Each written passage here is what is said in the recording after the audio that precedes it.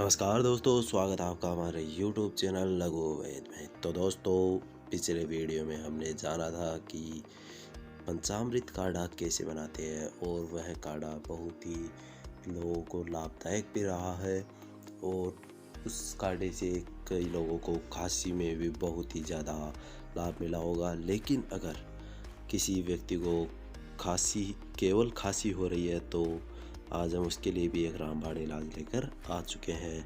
इस इलाज में हमारी कुछ ज़्यादा सामग्री नहीं लगेगी, इसमें हमें बस सिर्फ अदरक और शहद की आवश्यकता है। तो चलिए इस रामबाण इलाज की ओर चलते हैं। लेकिन इससे पहले मैं आपको एक ज़रूरी बात बता दूं कि आप अगर हमारे चैनल पर नए हैं तो हमारे चैनल को सब्सक्राइब कर लें, क्योंकि हम ऐसी वीडियोज़ लाते रहते हैं।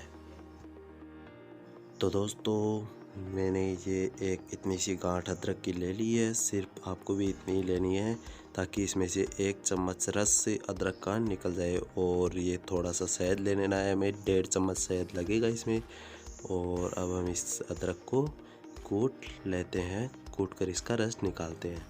मैंने इस अदरक को अब कूट लिया है और अब हम इसको चम्मच व छलनी की सहायता से इसका रस निकाल लेंगे। तो मैं इसका रस निकाल लेता हूँ।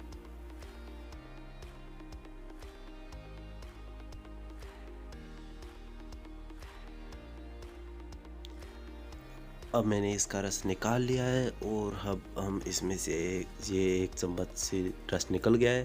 देख लीजिए, ये 1 चम्मच रस निकल गया है। अब हम इसमें शहद डालेंगे। तो चलिए शहद डाल लेते हैं। हम इसमें 1.5 चम्मच शहद डालेंगे। तो चलिए 1.5 चम्मच शहद डाल लेते हैं। ये 1 चम्मच हमने डाल ली है शहद की, और आधा चम्मच और डाल लेते हैं।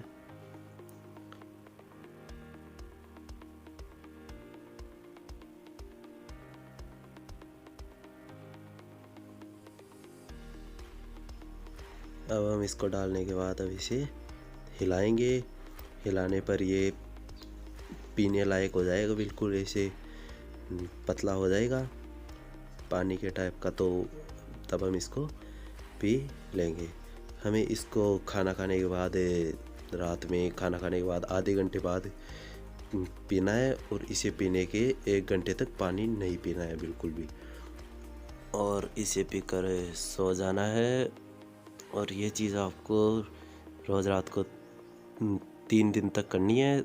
आपकी खांसी बिल्कुल चली जाएगी, बिल्कुल भी आपकी खांसी नहीं रहेगी।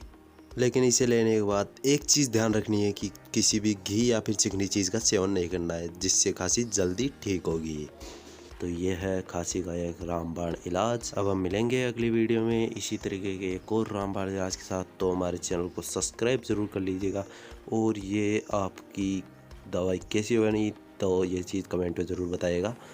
तो मिलेंगे अगले वीडियो में, तब तक के लिए जय हिंद, जय भारत।